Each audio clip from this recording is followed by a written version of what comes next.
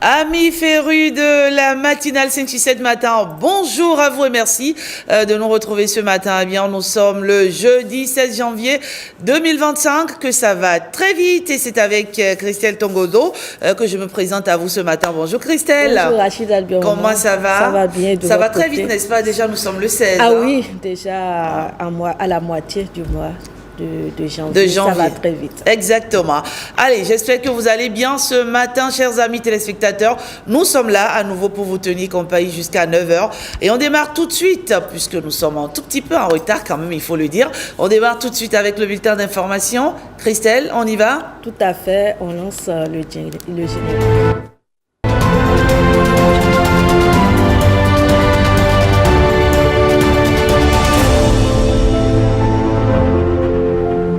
Ravi de vous retrouver. Bonjour à toutes et à tous. Après le compte rendu du Conseil des ministres de ce mercredi, Wilfried Léandre Ngouedi s'est prêté aux questions de la presse. Quelle est l'attitude du gouvernement après l'attaque du 8 janvier dernier qui a coûté la vie à une trentaine de soldats? Le gouvernement a pris la mesure de cette triste situation. C'est ce que nous dit le gouvernement, le porte-parole du gouvernement. Je voudrais d'abord à l'entame de mon propos relativement à cette préoccupation, réitérer les condoléances du gouvernement aux familles éplorées et à la nation béninoise tout entière, étant entendu que le ministre délégué au président de la République, chargé de la défense nationale, avait déjà formellement saisi chaque famille endeuillée d'un courrier officiel lui présentant les condoléances du gouvernement et indiquant les mesures d'accompagnement prévues par les textes, lois et décrets adoptés par l'Assemblée nationale ou par le gouvernement lui-même à l'initiative du chef de l'État et de son équipe, lesquelles mesures seront effectivement mises en œuvre au profit des ayants droit de ses compatriotes tombés en défendant la patrie. Relativement aux conditions dans lesquelles ce drame est survenu, nous avons bien évidemment commencé à tirer les enseignements. La hiérarchie militaire s'est portée sur les lieux pour apprécier de visu ce qui a pu se passer. Le chef de l'État et son gouvernement s'en sont préoccupés. Des discussions ont eu lieu, des évaluations ont eu lieu, afin de voir comment optimiser encore notre stratégie et la façon dont le commandement se fait. Je voudrais ensuite vous dire que s'il ne tenait qu'au Bénin, au président Patrice Talon, évidemment que nous serions dans une stratégie concertée avec les pays voisins. C'est encore le président Patrice Talon qui a eu l'idée de ce qui a été appelé l'initiative d'Accra, par laquelle il demandait justement à tous les pays de la communauté de mutualiser leurs moyens, leurs stratégies, afin de conduire une riposte concertée face à ce phénomène. La disponibilité des autres n'étant pas apparue de façon manifeste, notre pays a pris sur lui d'engager les investissements nécessaires, les recrutements massifs aussi, la mise à disposition d'équipements adéquats pour faire face à ce phénomène. Les résultats sont tels que, s'il est vrai que nous connaissons de temps à autre des attaques, celles qui sont enrayées en amont représentent N fois le nombre de celles qui ont des effets, du genre de ce qui est intervenu le 8 janvier et que vous avez évoqué.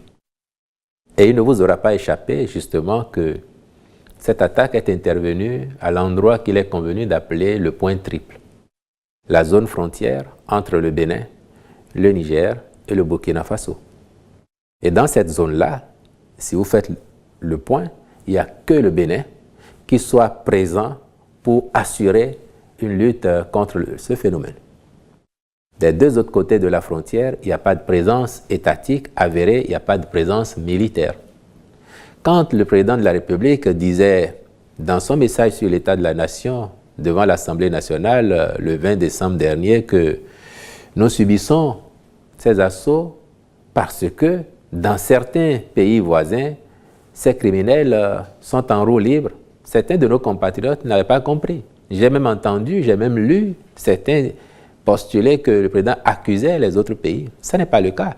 C'est un constat que nous faisons. S'il y avait de la présence militaire des deux autres côtés de la frontière, avant que de venir essayer de s'en prendre à nos enfants, à nos hommes, ces délinquants, ces criminels, parce que c'est le thème qui convient, il faut le dire, ces criminels auraient essuyé tout au moins la résistance des autres forces armées de l'autre côté des frontières, ce qui n'était pas le cas.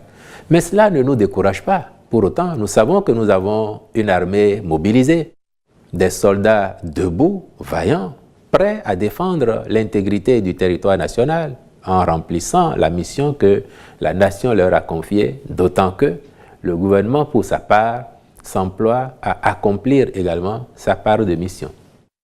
Et le meilleur hommage que nous puissions rendre à nos soldats, c'est déjà, pendant qu'ils sont là, leur garantir les meilleures conditions d'exercice de leur ministère. Donc mettre les moyens à leur disposition, mettre les hommes qu'il faut à leur disposition. Et quand je parle de moyens, des moyens adéquats. Et Dieu sait qu'ils en ont de plus en plus. Et s'il advenait qu'ils viennent à perdre leur vie en défendant la patrie, le meilleur hommage encore que nous puissions leur faire, en gardant le souvenir de leur combat, de leur mémoire au chaud dans nos cœurs, c'est encore d'accomplir les devoirs que les lois et règlements nous imposent en direction de leurs ayants droit, notamment leurs familles et particulièrement leurs enfants. Et là-dessus, l'assurance que je voudrais vous donner, à la suite du courrier envoyé par le ministre délégué auprès du président de la République chargé de la Défense nationale, c'est que les engagements de l'État seront honorés par la République, par le gouvernement, et c'est ainsi que nous devons fonctionner pour donner la garantie à tous ceux qui, au péril de leur vie, nous assurent la sécurité quotidienne, assurent l'intégrité territoriale, leur donner la garantie, disais-je, que la République sera toujours à leur côté, que le gouvernement il est mobilisé pour être à leur côté, leur créer les conditions favorables d'exercice de leur métier, mais si d'aventure, et je touche du bois en espérant que cela ne viendra plus, ou en tout cas que cela viendrait le moins possible, si d'aventure on en arrivait là, que leurs familles, leurs enfants ne seront pas abandonnés. Retour sur la première édition des Vodou Days qui laisse un goût de réussite totale au gouvernement. Malgré les attaques tendant à distraire l'organisation, rien n'y fit. Voici ce qu'en dit le porte-parole du gouvernement. Entre les lignes, vous soulignez le succès éclatant, je dirais époustouflant, et que l'on aura observé. Ce qui fait que, de par le monde, comme à l'intérieur du pays, la satisfaction est au rendez-vous et chacun a pu être un peu bluffé quand même de voir que nous avons été capables d'organiser une manifestation de cette envergure avec autant de réussite. Je vais profiter de votre question pour dire que ça a été un choix assumé de tenir ces manifestations parce que nous n'avons pas vocation à céder à la provocation ou à céder aux criminels. Vous aurez néanmoins observé que le premier jour des manifestations, c'est-à-dire le jeudi 9, au lendemain de l'agression, ni le chef de l'État, ni les membres du gouvernement ne s'étaient portés sur les lieux. C'était notre façon d'être en communion avec les familles éplorées et avec la nation dans son ensemble. Mais après, nous travaillons à bâtir un Bénin résilient. Et il ne nous appartient pas de courber l'échine face à l'ennemi. C'est pour cela que nous avons tenu le pari de réussir cette organisation et de faire en sorte que le Bénin soit à la une positivement dans le monde. Ça a été le cas. Maintenant, oui, il y aura toujours moyen d'optimiser, d'améliorer des aspects sur les années à venir. Et je peux vous certifier que nous ne perdons pas le temps là-dessus. Le chef de l'État en premier, qui a convoqué déjà pour vendredi matin une réunion d'évaluation de cette édition des Vodou Days, afin de projeter ce que pourrait être l'édition 2026 et que les équipes très tôt commencent à y travailler pour que l'expérience soit encore plus agréable pour tous ceux qui y vont, qu'ils soient des nationaux ou qu'ils soient des touristes. Et on a pu voir combien le nombre de touristes a été multiplié comparé à ce qu'on a observé l'année dernière. Et c'est cela la projection que nous faisons, c'est cela notre ambition, faire en sorte que ce rendez-vous devienne un rendez-vous incontournable, aussi bien pour les Béninois du Bénin, ceux de l'étranger, que pour les touristes, les étrangers en général, qui pourront s'intéresser à la culture africaine, à la culture béninoise en particulier, et faire en sorte que d'année en année, le deuxième vendredi du mois de janvier de chaque année devienne un détour incontournable sur le circuit touristique mondial et que notre pays en tire le maximum de dividendes possible. Les Vodou Days 2025, un nouveau rendez-vous autour des arts, de la culture et de la spiritualité vaudou qui change des célébrations habituelles du 10 janvier au Bénin. Ariadne Da Silva retrace l'évolution de la fête du vaudou. 10 avril 1992. Une année après son élection, Nicéphore Dieudonné Soglo lance le projet Ouida 92. Il est aisé de constater que les religions traditionnelles, le vaudou en particulier, ont formé la trame de la culture des peuples noirs de la diaspora, l'élément qui leur a permis de sauvegarder leur identité. C'est le premier festival mondial des cultures et arts vaudou. Prévu pour le mois de décembre 1992, il sera retardé et n'aura lieu qu'en février 1993. Ouida 92 avait pour objectif de faire accéder la culture vaudou à l'universalité et de mettre en valeur le patrimoine culturel du Bénin. Il s'agissait aussi d'attirer un tourisme culturel et de ressouder la nation béninoise autour de la mise en valeur de sa diversité culturelle. L'initiative a engendré de multiples retombées, notamment le vote d'une loi au Bénin qui reconnaît la journée du 10 janvier comme une fête légale dédiée au vaudou.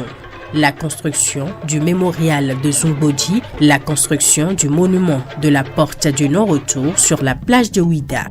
Des acquis renforcés 32 ans après par le gouvernement du président Patrice Talon qui décide de réinventer la fête du vaudou à travers la promulgation d'une loi fixant la fête annuelle des religions traditionnelles en République du Bénin. Article 1er, il est célébré en République du Bénin une fête annuelle des religions traditionnelles. Article 2. Cette fête est célébrée le deuxième vendredi du mois de janvier de chaque année sur l'ensemble du territoire national. Article 3. La journée du deuxième vendredi du mois de janvier et celle du jeudi qui la précède sont chômées et payées. Article 4. La présente loi qui abroge les dispositions de la loi numéro 97-031 du 20 août 1997 portant institution d'une fête annuelle des religions traditionnelles ainsi que toute autre disposition antérieure contraire sera exécutée comme loi de l'État. Les Vodou Days représentent désormais un événement pour célébrer les arts, la culture et la spiritualité vaudou. Ce grand rendez-vous permet aussi de mettre en lumière ce patrimoine immatériel du Bénin, d'offrir une expérience immersive aux visiteurs venus du monde entier et de positionner le pays comme une destination touristique de premier plan. Très belle initiative, c'est une manière de redorer le blason de notre cher pays à l'international. La décision du gouvernement qui a constitué à centraliser l'événement est une bonne décision. Nous remercions le chef de l'État, le président Talon et nos députés pour avoir reformulé un peu la chose. Après le succès de l'édition 2024, édition test ayant attiré près de 100 000 participants, la cité historique de Ouida a accueilli en 2025 la première édition des Vodou Days. Un rendez-vous marqué par la grande cérémonie vaudou, les concerts et spectacles qui ont mis en avant des artistes béninois et internationaux. Attention, stop, encore.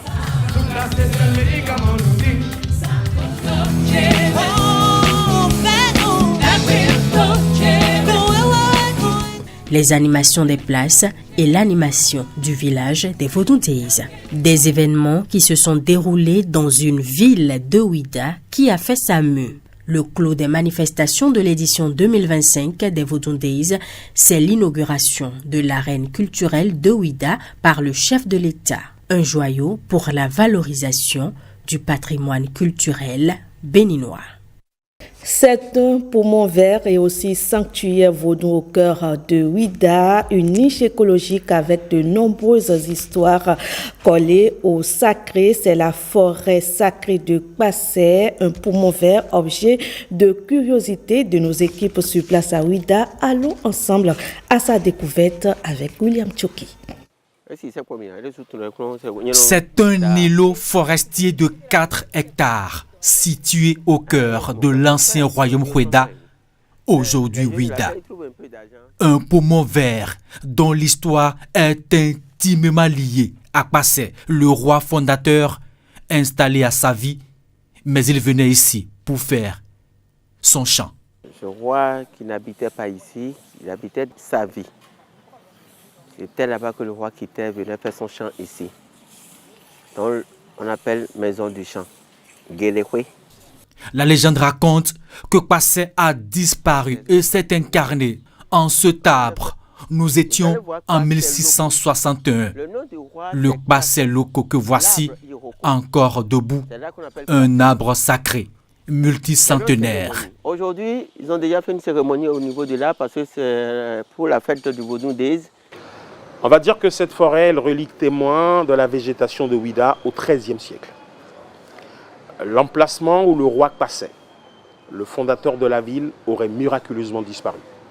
Il se serait transformé en fait en un arbre, en un iroko, qui se trouve en vérité dans cette forêt.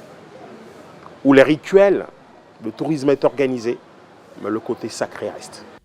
C'est au pied de cet arbre que se font divers rituels, des sacrifices pour le vaudou. Une forêt devenue un temple, un sanctuaire naturel où les esprits des ancêtres sont vénérés. Il y a des gens qui viennent formuler des vœux auprès de l'arbre en touchant l'arbre avec la main gauche. Demande rien que des choses positives. On ne demande jamais du mal pour son prochain au niveau de l'arbre. La forêt sacrée Kpassé est une niche écologique. C'est aussi un musée à ciel ouvert accueillant de nombreux visiteurs. La forêt sacrée regorge de nombreux mystères, des histoires aussi intéressantes que terrifiantes. En témoigne ceci. Il y a une grande pluie qui s'est abattue ici sur la ville de Ouidah. Il y a un arbre dans cette forêt-là qui est tombé et qui s'est relevé tout seul. L'arbre également est dans la forêt. Le tronc qui voulait commencer par couper en morceaux, premier morceau coupé, il y a une autre tempête qui a commencé. La tempête a commencé, ils étaient tous tombés, s'évanouir dans la forêt.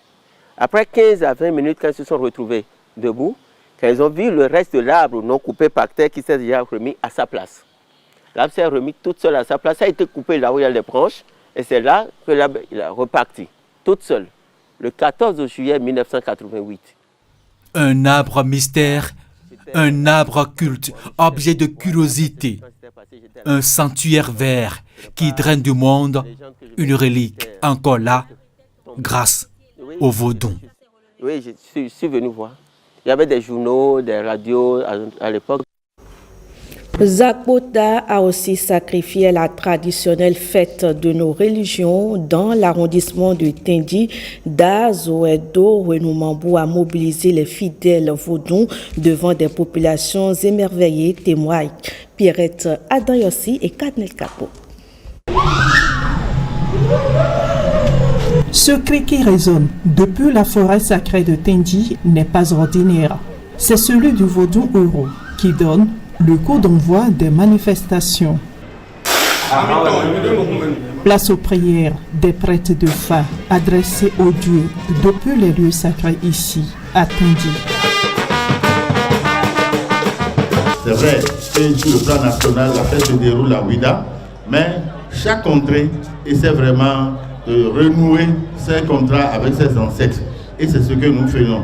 La parade des Vaudous symbolise Torrio, Sakpata, Rebioso, Zambeto, Oro, ponctué de chants et de danses au rythme des tambours sacrés, égaye la population venue assister à ce rendez-vous culturel et culturel.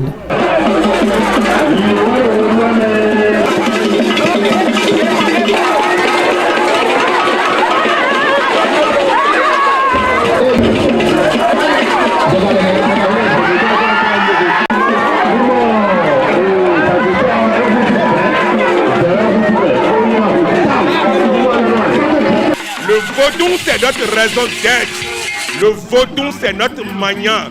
Nous allons continuer à vivifier nos ancêtres. Nous prions nos fétiches à nous combler de leur béatitude, à nous accompagner tout au long de l'année 2025 pour que 2026 soit encore une année de prospérité. Qui perd sa langue, qui perd sa culture, perd son identité.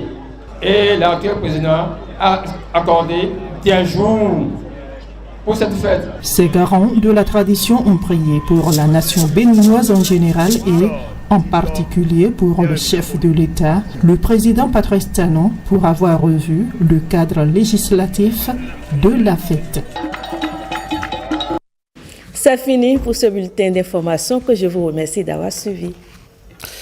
Merci à vous, ma chère Christelle Tongodo. Merci pour la présentation de ce bulletin d'information. Amis téléspectateurs, eh bien, on vous retrouve demain, n'est-ce pas? Toujours sur 5 sur 7 matin, une émission qui se poursuit. Permettez-moi à nouveau de vous dire bonjour, chers amis téléspectateurs.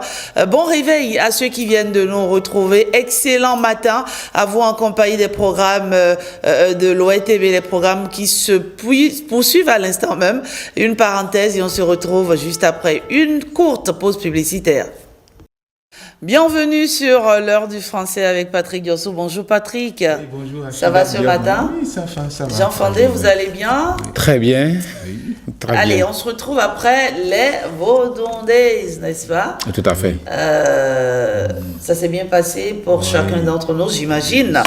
Super bien. Ouais. Oui, par la grâce de Dieu, oui. Et donc... de nouveaux jours à découvrir. Oh, pas de nouveaux jours, de nouveaux mots. À découvrir ce jour. Même si c'est un nouveau jour. Oui, tout à fait. De nouveaux mots à découvrir. Et quels sont ces mots, Jean Fandé, Patrick Diosso? De nouveaux mots, décidément. De nouveaux mots à découvrir ce jour. Que se passe-t-il ce matin? Bon, de toute façon, on va finir par y arriver, c'est sûr. Oui. Oui, alors on va parler de communisme. On a bougé des Vaudou Days, mais on y est toujours, parce que cela continue. On va parler de communisme, on va parler d'interreligion. Qu'est-ce que c'est le communisme? Qu'est-ce que c'est le dialogue interreligieux? Est-ce qu'il y a une différence entre le communisme et le dialogue interreligieux, Monsieur Fandé? On va passer par chacune des définitions et puis arriver à faire la différenciation ou la différence. Oui, tout à fait. À nouveau jour, nouveau mot. À nouveau jeudi, nouveau mot. Exactement. Bon, voilà, nous y sommes. Et c'est pour dire simplement que ce matin, il nous plaît toujours dans le raccordement, le prolongement et la prolongation des Vaudou Days. Il était important de revenir là-dessus pour parler donc d'écuménisme, de dialogue interreligieux, pour être plus précis, de dialogue écuménique et du dialogue interreligieux. Alors l'écuménisme, pour faire simple, c'est cette tendance qui vise à inviter tous ceux qui se réclament du Christ, de Jésus-Christ, tous les chrétiens donc, à s'entendre, à rester dans le même creuset, à éviter les dissensions, les disparités, les frictions, parce qu'on ne peut pas dire qu'on est du même Père et qui plus est spirituel, qu'on a la conviction de croire en un Dieu, en un même Dieu, et de se tirailler. Et il y a même une invitation à une entente que je peux appeler intra-religieux, puisque vous allez voir que même au sein, par exemple, l'Église catholique, la permission qui est opérée, qui est donnée parfois à certains groupes d'exprimer leur foi, des gens s'en servent comme tremplin pour s'opposer aux autres, pour estimer qu'eux, ils sont plus chauds et les autres sont trop froids, et les autres sont trop cossinants, trop gens du monde. Et je ne vais pas nommer de mouvement, mais on note ces disparités-là. Et vous savez, au début du régime de la rupture, il y a deux problèmes fondamentaux qui ont été réglés. Il y a celui des protestants et celui des célestes, pour que désormais on n'entende plus que moi je suis de tel bord, je suis de tel bord, c'est le Christ. Et si c'est le Christ, quel que soit là où on se trouve, comme le disent certains, je suis en train d'aller à l'église le matin, je regarde ma montre, je me rends compte que je suis en retard, je suis en train d'entendre les gens parler du Christ dans un temple, je dois m'y introduire pour honorer mon Christ et continuer mon chemin si j'ai vraiment la foi profonde, la foi sincère. Donc, il n'y a pas de mauvais Christ quelque part et de meilleur ou de bon Christ quelque part. Donc, c'est ça le dialogue le dialogue écuménique. D'accord.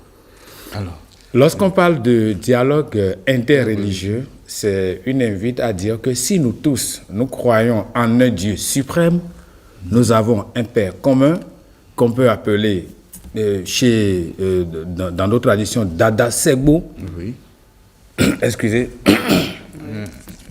Le chat est parti. Le chat dans la gorge est parti. Et donc, nous appelons Dada Segbo. Et nous sommes tous des humains. Et chez les fonds et dans le continuum B, on parle de Gbeto. Oui. Le Mina va dire Agbeto. Oui. Et dans les autres continuums, c'est l'homme, c'est le produit, l'enfant d'un être suprême. Nous sommes tous des êtres humains.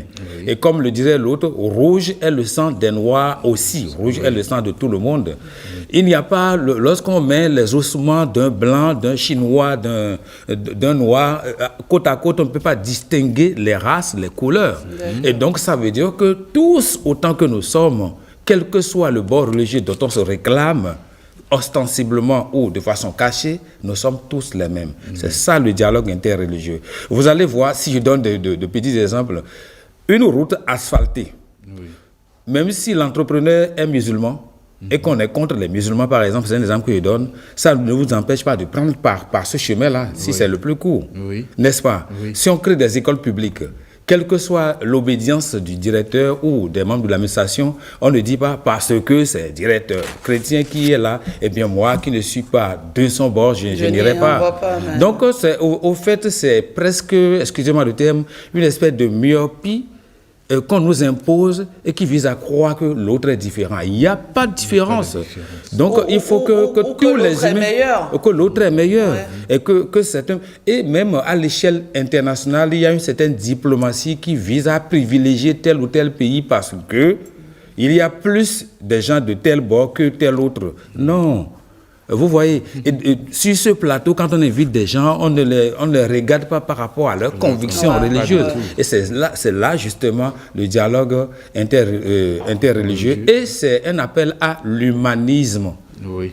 C'est de l'humanisme que de se dire que tous différents, mais tous égaux, comme nous le disions à Nouvelle Perspective Afrique, l'ONG que nous avons créée depuis qu'on était étudiants à Patrick Diosso. Donc, tous différents, mais tous égaux. Nous sommes tous... Et c'est à partir de là maintenant qu'on va éviter les frictions sexistes, etc., pour se sentir épanoui, heureux. Vous voyez, on fait vaudou déise, c'est notre culture. Vous allez voir que d'ici peut-être des gens se réclamant de certains bords vont dire qu'on va laver le pays, on va laver les voies parce qu'on a été souillé. Non, c'est notre culture et ça va apporter des prébendes, des bénéfices. Et quand un étranger vient pour découvrir le pays, rester dans un hôtel, il ne demande pas c'est de quel bord le directeur de cet hôtel. Et ceux qui ont fait la fondation, tout le monde profite de tout. Et quand on dit qu'il y a 25 décembre, tout le monde se repose. Il y a fait musulman, tout le monde se repose. Personne ne dit c'est pas ma conviction, donc moi je vais au boulot, ouvrez-moi les portes, je vais travailler. Non. D'accord. We are the same. Donc, il faut une certaine ouverture d'esprit, il faut accepter l'autre. Pas une certaine ouverture, une ouverture d'esprit certaine. Oui, pour être plus sûr, quoi. Là, ça me fait énormément plaisir de l'écouter. C'est comme s'il disait ce que je devais dire. Il s'exprimait. Oui. Et on parle d'œcuménisme. J'ai lu quelque part sur les réseaux sociaux, et quelqu'un a dit, bon, peut-être qu'il faut créer Jesus Days. Et quelqu'un est venu dire, vous êtes sûr que ça pourra se faire? Parce que si on crée ça, il y a certaines obédiences qui vont dire non, on ne croit pas en la Vierge Marie et qui vont rejeter les autres. D'autres qui vont dire non, nous on utilise la croix sans le crucifix. D'autres qui vont dire non, nous on ne veut pas entendre jouer à Rock Baron et que voilà, ce n'est pas sûr que ça puisse se faire.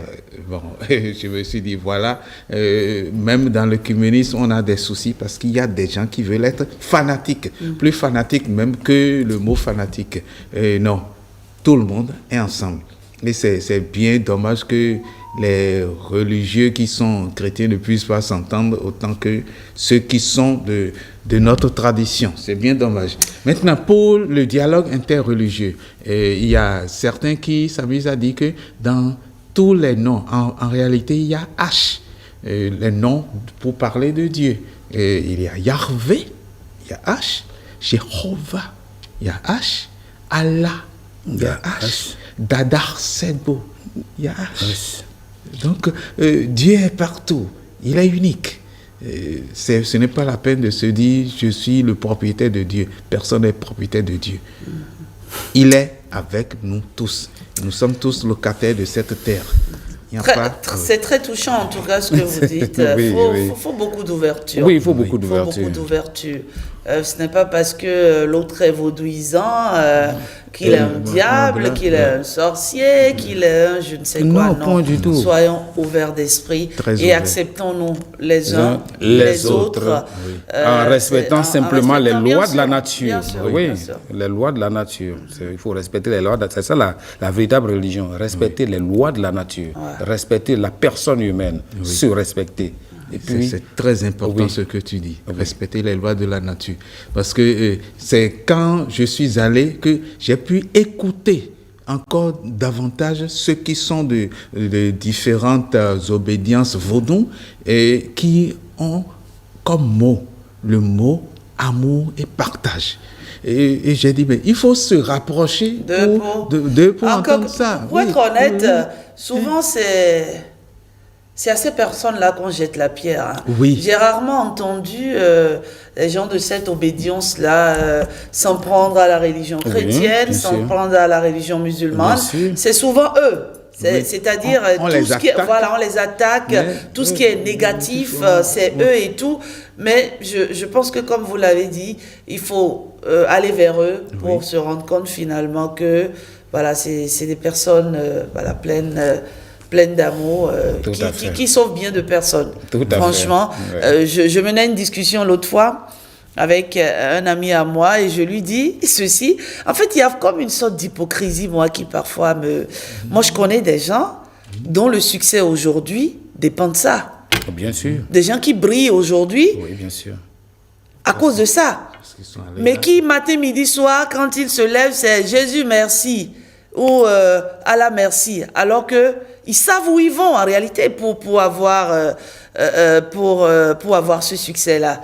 Et j'ai même eu l'occasion d'échanger avec l'une de ces personnes. Je dis, mais attends, tu exagères. Pourquoi attribuer, on va dire, ton succès à quelqu'un qui à une, je sais pas, à un dieu, une entité, on va dire, qui n'en est pas responsable. Franchement, et il y a plein de personnes comme ça. On va dire, on diabolise le jour ce qu'on adule la nuit. C'est pas bien. C'est pas bien. Allez, on va. J'ai fait un choix. Je ne diabolise personne. J'ai fait un choix. Je suis chrétien céleste. Point. Mais les autres, je ne fais pas d'eux des diables qui se promènent. Il faut qu'on arrête ça, là. Exactement. Il faut qu'on arrête. On est tous humains. Est-ce qu'il y a quelqu'un qui respire autre chose que ce que nous respirons tous? Non. Non. Nous respirons tous la même chose. Et puis la vraie religion, c'est celle de l'amour. Oui. C'est celle du cœur. Ça, je suis tout à fait d'accord. Mécanique du langage, on y va. Alors, la mécanique du langage, aujourd'hui, nous allons parler Enfin, c'est une expression, je dirais, grecque. Oui. Grecque, dolikos. Oui, dolikos, francisé, dolikos. Lorsqu'on se réfère à l'origine grecque, dolikos, D-O-L-I-K-H-O-S. Oui. Mais c'est francisé, dolikos, au lieu de K-H, c'est C-H, Oui. dolikos, qui renvoie de façon générale à un crâne allongé, à un visage allongé pour être un peu plus précis. Alors, ça veut dire, si on dit par exemple que quelqu'un il est dolicocéphale, les dolicocéphales sont des gens qui ont le visage plus long que rond. Le contraire, ce sont des gens qui ont le visage carré, qui ont le visage rond. Et ceux qui sont, il y a beaucoup de mots qui sont formés à partir de cet élément dolicose pour renvoyer à la notion de ce qui est oblong, qui est allongé, au lieu d'être carré, au lieu d'être rond, mais c'est plutôt rectangulaire dans le sens vertical. Alors, un dolicocéphale, donc, c'est quelqu'un qui a le visage allongé. En morphopsychologie, on estime que ce sont des gens généralement qui sont très très obstinés. Quand ils sont accrochés à une idée, ils ne lâchent pas. Commencez par observer. Et vous pouvez chercher tous les arguments du magma au ciel pour essayer de les convaincre. Même s'ils vous donnent par respect, l'impression de vous comprendre, d'avoir été convaincus, ils reviennent toujours. Et c'est quand ils vont faire eux-mêmes leur expérience qu'ils reviennent dire, bon, il avait quand même raison, ou bien elle avait quand même raison, mais on aurait pu, il y a toujours un mais. Donc ce sont des gens, je ne vais pas dire têtus, mais obstinés. Très obstinés. Oui. Très bien. Les gens qui sont dolicocéphales. Donc, tu es dolicocéphale, c'est pour dire le que contraire, c'est brachycéphale. Tu as le crâne allongé, un peu fin, c'est ça, non? Mais toi, tu es brachycéphale. Je suis quoi? Brachycéphale. Brachycéphale parce que j'ai le visage rond. Et ceux qui ont le visage rond, ce sont des gens qui sont généralement très ouverts d'esprit. C'est-à-dire les gens qui s'adaptent à toutes les situations, à tous les événements. C'est des, comme on le dit chez nous, à no mind. Donc, I don't mind. Donc, ce sont des gens qui sont très ouverts d'esprit et sont prêts à s'adapter à toutes les situations, à toutes les idées, à tous les apports. Sont bons, donc c'est ça. Alors, j'ai un visage brachycéphale. Hein? Un visage de brachycéphale. C'est un visage brachycéphale ou visage de brachycéphale? Vous êtes simplement brachycéphale. Je suis brachycéphale, voilà. D'accord, c'est noté. C'est noté. Patrick, j'allais dire Patrice Talon. reçois ce matin. Alors, Patrick, lui, il a un visage, on va dire quoi? Pas brachycéphale. Il est entre les deux. Il est à mi-chemin entre. Et c'est ça qui fait parfois il est très très dur, accroché à ses idées. Et il lui arrive aussi de se dire bon, on fait comme la séquence. Donc il est semi-brachycéphale. Très bien. Donc parfois je suis très dur. Oui, parfois. Bon, avouons-le. Et il lui arrive parfois de piquer une de ses colères. Bon, voilà. Oui. Patrick Diossou. On va te scanner ce matin. Donc, il est au niveau de toutes les frontières. Il est sur les deux rives. Ouais, c'est vrai. Mais c'est un bon monsieur. Et puis, c'est pas faux. Très spontané, travailleur, toujours enclin à aller. Très fin. Oui, très fin, franchement. Très pointilleux. Oui, très pointilleux. Mais parfois aussi fait preuve d'une certaine légèreté. Ça dépend, hein. C'est les deux extrêmes en fait. Mais on t'aime comme ça. L'homme est rêvé. Pour l'homme brillant, pour le journaliste brillant que tu es. Allez, en fait, on va à coup ce matin. L'expression du jour, tout ce qui est violent n'est pas durable. Voilà. Patrick Diossou, Jean Fandé. Tout ce qui est violent n'est pas durable. C'est pour dire quoi? C'est pour dire simplement, lorsqu'on parle de violence, c'est ce qui dépasse les bornes par rapport aux attentes. Ce qui est violent, c'est ce qui manque de douceur, manque d'amour. Enfin, est-ce que je vais dire d'amour? De toute façon, ce qui manque, c'est ce qui présente une énergie inattendue, au-delà de ce qu'on peut espérer. Alors, lorsqu'on dit ce qui est violent, par exemple, lorsqu'on parle de feu de paille, de paille, feu de paille, oui. Feu de paille, ça prend tout d'un coup. Oui. mais ça ne dure pas. Ouais.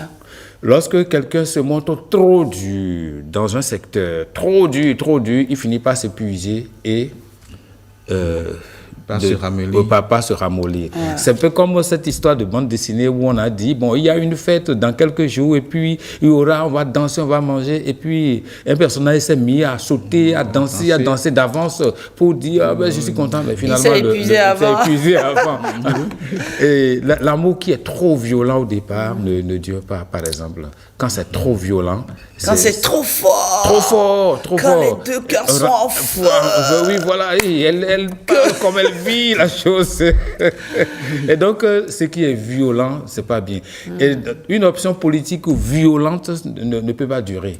Parce que l'énergie finit toujours par s'estomper. C'est comme le coup de foudre. Oui, le coup de foudre. Ça vient, c'est fort, c'est violent, ça embrase. Oui. Mais ça tient juste. Oui, les régimes totalitaires dans le passé, avec tous les pouvoirs qu'ils ont eus, le nazisme, le mussolinisme, non, comment vous appeliez ça? Le fascisme. Et avec tous les autres mouvements, ont fait long feu. Tous ces mouvements ont fait long feu, c'est-à-dire n'ont pas duré. Pourquoi? Parce que ça a demandé beaucoup trop d'énergie, beaucoup trop de mobilisation, je dirais même de tout ce qui est factice, qui n'est pas réellement réfléchi. Et finalement, ça s'estompe et s'est rangé vite dans le tiroir du passé. Donc c'est pour dire que quand vous voulez, on dit qui veut aller loin, ménage sa monture. Quand vous voulez aller loin et que vous partez trop, avec beaucoup trop de violence sur le dos de votre cheval, mais attendez-vous à ce que soit le cheval s'esquinte, ou bien c'est vous qui dormez, vous tombez, et puis le projet prend fin. Alors c'est une invite à aller à mollo en toutes choses. Il faut réfléchir, il ne faut pas être sanguin, il faut être à la limite colérique, flegmatique ou mélancolique dans le tempérament. Il ne faut pas agir d'abord avant de chercher à réfléchir après. Donc, quand on est conseiller quelque part, on est chef de famille, on est responsable de classe, responsable d'établissement, il ne faut pas prendre des décisions trop radicales. Il faut toujours mûrir en se disant qu'il y a toujours une possibilité de régler autrement les choses que d'aller avec la violence.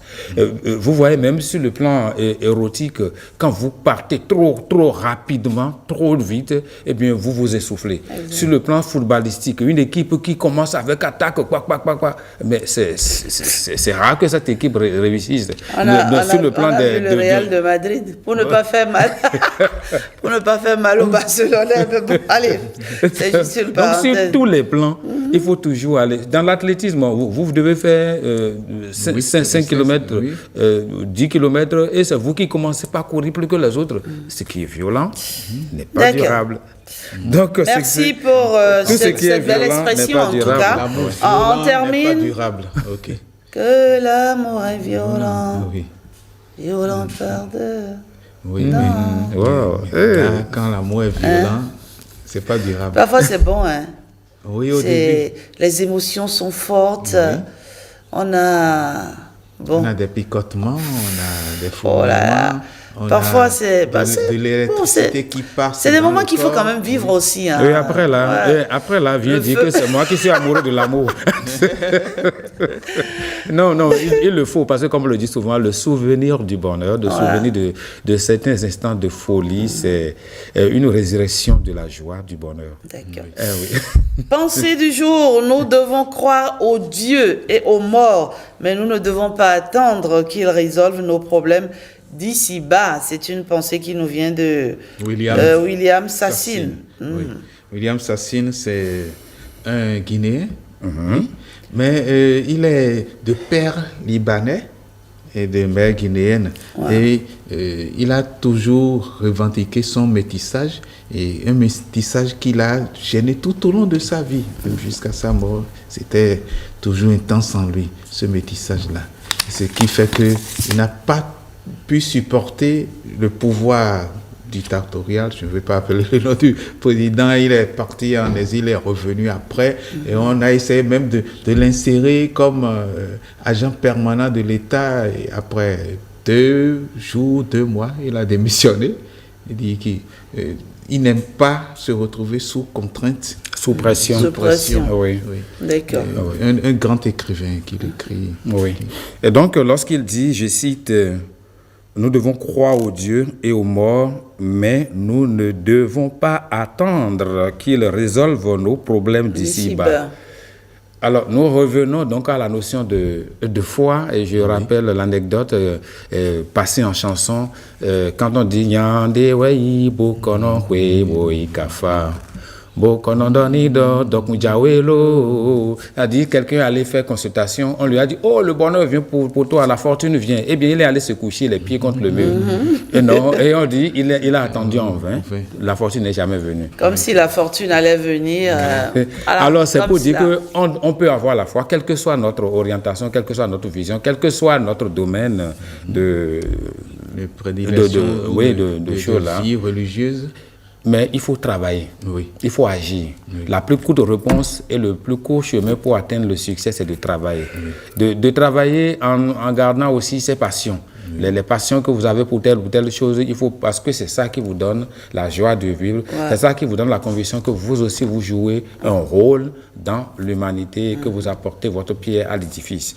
Alors donc, nous devons croire au Dieu, c'est un devoir, parce que si tu es avec quelqu'un qui dit je ne crois en rien, eh bien, il faut savoir que tu es avec un kamikaze. D'accord. Oui, vous êtes, on vous prend en groupe sur une moto, ou bien vous êtes dans... Et puis, il file, vous dites, mais fais attention, qu'est-ce que tu fais? Comme il dit, moi, je n'ai pas peur de mourir. Je ne crois en aucun Dieu. Si Dieu veut que, si la nature veut que je meure, je vais mourir tout de suite, ça ne fait rien. Alors là, c'est pas bien. Il faut croire au Dieu, il faut croire aux morts.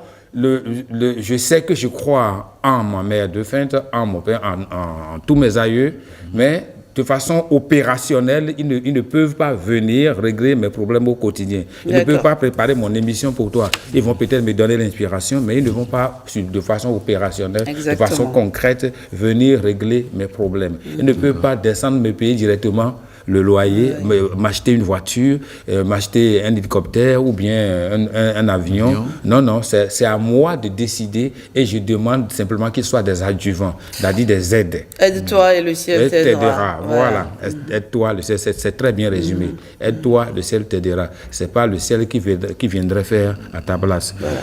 Et je le dis... Tu as l'élément clé. C'est à toi de travailler, de bosser dur. De mettre au niveau du genou pour que le ciel puisse t'aider à mettre ça sur Vous voyez, quand vous restez devant votre portail un dimanche matin, vous allez voir la célérité avec laquelle les gens courent pour aller à l'église. Revenez au même portail le lendemain, lundi ou mardi, vous allez les voir avec quelle nonchalance ils se dirigent vers les lieux de travail, vers les boutiques, et vous allez voir que les gens pensent que Dieu ou les divinités ou bien les morts peuvent venir régler concrètement nos problèmes réels ici. Or, ce n'est pas vrai. Ils sont là juste comme des adjuvants.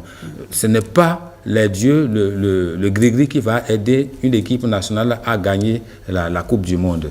Et ce n'est pas le vaudou ou bien un dieu qui va aider un enfant de 6e qui prie plus que tout le monde et on va lui dire, bon, de la 6e, tu passes en classe terminale. Ce n'est pas possible. C'est à nous-mêmes de prendre nos responsabilités. Et comme le disait Jean-Paul Sartre, l'existence précède l'essence. C'est ce que vous faites qui vous fait et qui détermine votre identité. Bien résumé. Allez, tous au travail. Travaillons d'arrache-pied pour mériter le bonheur tant espéré, tant attendu. Et c'est tout le mal qu'on vous souhaite en tout cas. Jean Fandé? Oui, Rachida. Vous y allez déjà, vous, ce matin. Oui, tout à fait. Retrouvez vos élèves qui vous attendent avec beaucoup d'impatience. Oui, tout n'est-ce à pas? fait, oui. Voilà, et c'est ça qui vous fait. Oui, c'est ça qui me fait. Et nous restons en plateau, Patrick Diossou, c'est ça qui nous fait. Dis donc, vous ne voulez pas du reste? Non, pas du tout. Le débat, c'est dans un instant. Justine Oviera est déjà avec nous en studio. Une courte pause publicitaire. Et on se retrouve pour la dernière ligne droite de cette émission. Permettez-moi une fois encore de vous souhaiter de passer une excellente journée en compagnie de nos programmes. Vous êtes bien entendu sur votre matinale 5-7 matin, du lundi au vendredi quand il sonne 7h.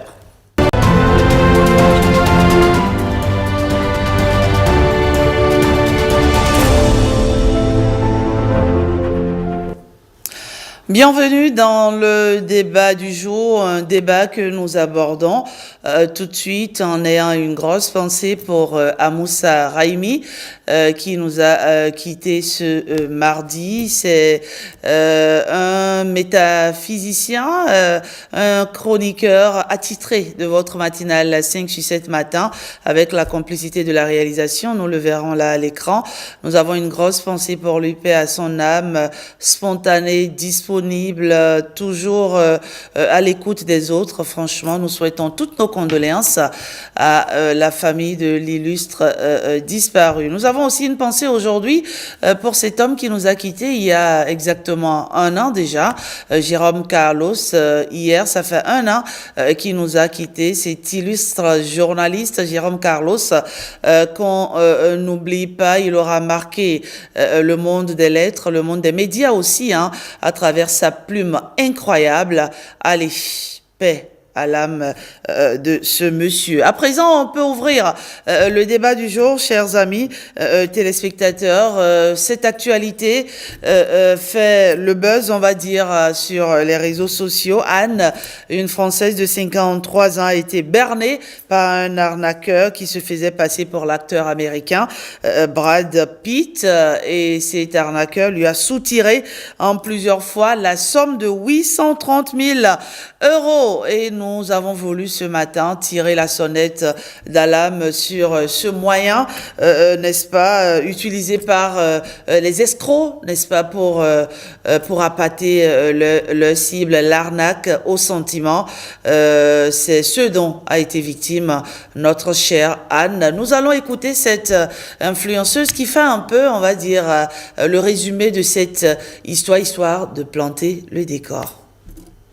L'émission de TF1 a recueilli le témoignage de Anne, une mère de famille, décoratrice d'intérieur, qui s'est fait arnaquer pendant 1 an et demi par un homme qui se faisait passer pour Brad Pitt. Et ça lui a coûté très cher. Tout a commencé en février 2023, alors qu'elle se crée un compte Instagram pour poster des photos de ses vacances. Peu de temps après, elle est contactée par une femme, une certaine Jane Etta Pitt, qui prétend être la mère du comédien, et elle contacte donc Anne sur les réseaux sociaux et lui assure qu'elle est la femme parfaite pour son fils. Le lendemain, un soi-disant Brad Pitt lui envoie à son tour un message pour lui dire que sa mère lui a longuement parlé d'elle. Commence alors une série d'échanges avec le faux Brad Pitt. Au fil des conversations, Anne noue une amitié avec le prétendu acteur qui finit par lui déclarer sa flamme. À cette période, son mariage bat de l'aile, elle se sent mise de côté par son époux et manque d'attention. Alors l'arnaqueur en profite et pour ça, il emploie les grands moyens à coups de poèmes et chansons d'amour en tout genre. Pour tenter de la convaincre, il lui envoie même des montages photos de Brad Pitt. Mais pour Anne, les photos sont crédibles. Je ne trouve pas que ça fasse fake. J'ai même recherché parce que je faisais des enquêtes sur internet pour voir si je ne retrouvais pas les mêmes images et en aucun cas je retrouvais la même chose. Donc je me disais qu'il avait vraiment fait ce selfie pour moi. Un jour, alors qu'il dit vouloir la couvrir de cadeaux de luxe, il lui demande de payer des frais de douane. Anne, sceptique, finit par accepter lorsqu'il lui dit que ses comptes sont bloqués à cause de sa procédure de divorce avec Angelina Jolie. En voyant que son plan marche, l'arnaqueur passe à la vitesse supérieure. D'autant plus que la décoratrice d'intérieur divorce de son mari et touche 775 000 € et évidemment, elle va tout raconter au faux Brad Pitt. Alors il lui envoie des montages de selfies toujours plus grossiers sur un lit d'hôpital ou au bloc opératoire sous prétexte qu'il souffrirait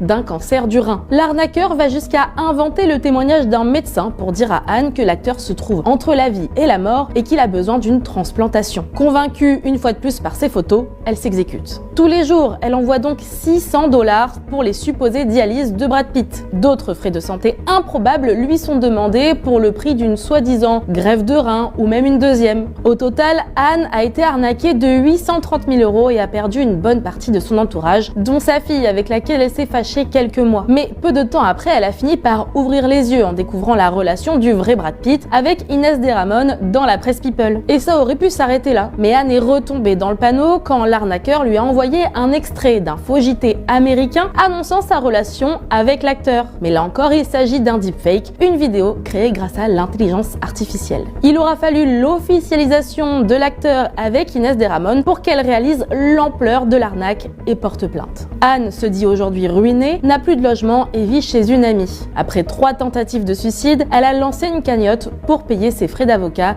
et a été hospitalisée. Bon, voilà un peu l'histoire de Anne qui agite Internet et les réseaux sociaux. Patrick Diosso, qu'est-ce que vous en pensez?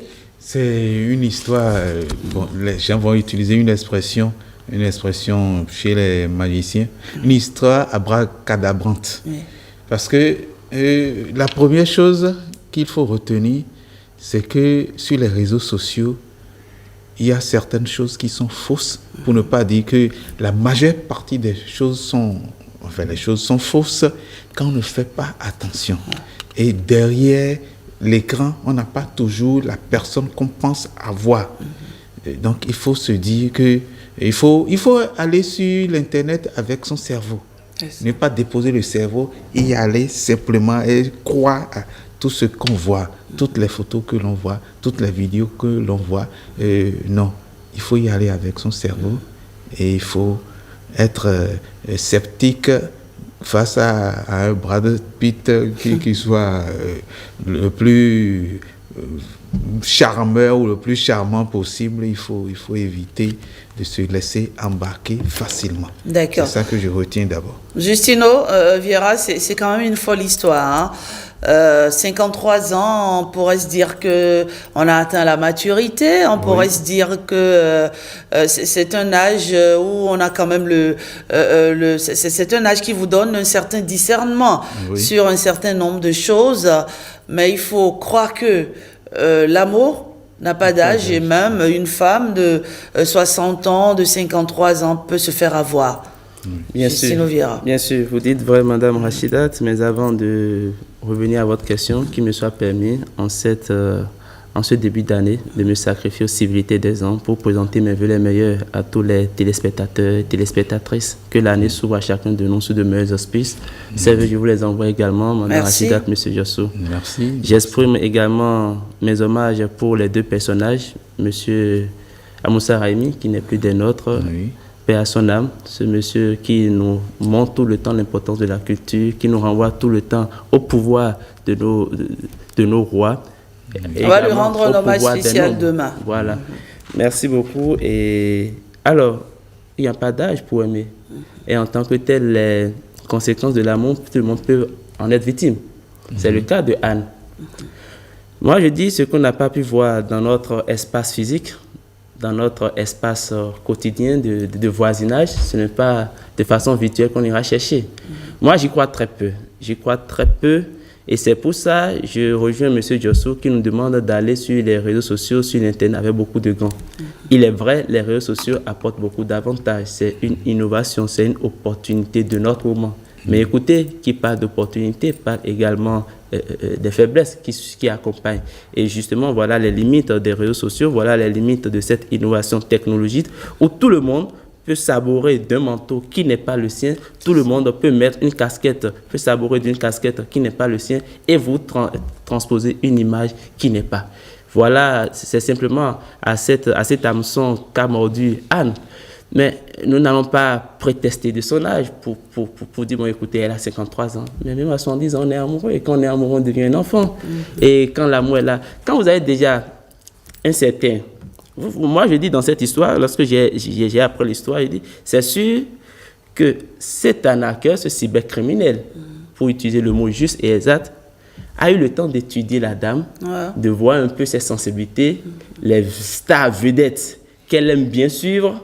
Et c'est que quand elle va lui donner le nom... Curieusement, elle venait de s'inscrire sur les réseaux sociaux. En fait, c'est pas, on va dire, une habituée. Non, non. Elle venait à peine de s'inscrire sur les réseaux sociaux. Il y a des stars qui font dans l'admiration font l'unanimité. Bien sûr, on parle quand même de Brad Pitt. Voilà. Ouais. Donc, quand vous appelez ce nom, tout le monde, mais qui ne veut pas bien être avec ce dernier. Et... curieusement, c'est que la dame n'a pas été pour autant naïve. Elle a fait preuve quand même d'une certaine vigilance, même si sa vigilance ne lui a pas donné raison à terme, en allant chaque fois vérifier si les images qu'on lui a envoyées en privé... Mais à chaque fois, elle se faisait... voilà. Non, elle voyait que c'était des images... Il réussissait quand même... à ne pas piocher dans les images de masse. Donc, elle se dit que j'ai la première, j'ai l'exclusivité de ces images et tout ça renforce, attise sa foi de croire qu'elle était vraiment en échange avec le vrai sujet. Mais... écoutez, elle n'est pas au bout de ses peines. Et il faut juste nous ramener à la leçon, à la conduite, à la bienveillance de bonne utilisation des réseaux sociaux pour ne pas nous faire prendre. Ça peut arriver à tout le monde. D'ailleurs, ça nous arrive quotidiennement, d'une façon ou d'une autre, sous divers angles, sous diverses formes. Donc, il faut comprendre que nous allons sur les réseaux sociaux, mais il y a des personnes mal intentionnées, des personnes à intention douteuse. Sans scrupule, aucun. Qui peut nous avoir. Et moi, je veux faire une blague. Ça peut ne pas être la bonne, mais on dit que c'est l'argent issu des primes de ce divorce, non, ou des dommages et intérêts après son divorce. Donc je me dis, bon, est-ce que Dieu n'a pas également pris par là pour l'amener à dire, bon, ton divorce n'était pas la bonne décision? Justement, il faut dire, Patrick Yossou, il a profité on va dire, de sa faiblesse, parce qu'elle avait des problèmes de couple à l'époque. Donc, une femme qui a des problèmes de couple, c'est une femme un peu, on va dire un peu fragile. Hein, oui. Elle est influençable. Hein, et quand elle évoque, parce que c'est 7 à 8 qui a... le magazine 7 à 8 qui a relaté l'histoire, qui franchement a scandalisé tout le monde.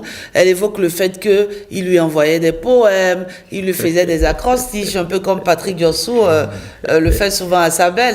Il aime bien faire les acrostiches. Voilà. Il lui envoyait plein de choses, donc du coup ça a endormi, on va dire.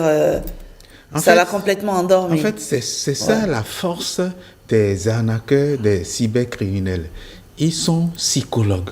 Ils ont une manie spéciale pour pouvoir deviner ce qui se passe de l'autre côté de l'écran.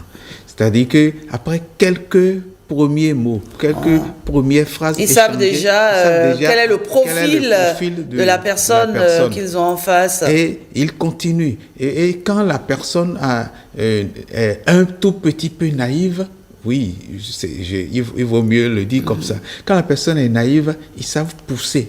Et petit à petit, ils écoutent, ils lisent ce qui est écrit, ils écoutent quand il y a des échanges d'audio, et puis ils arrivent à savoir que telle personne est sensible à telle autre chose, à telle phrase, et ils en profitent.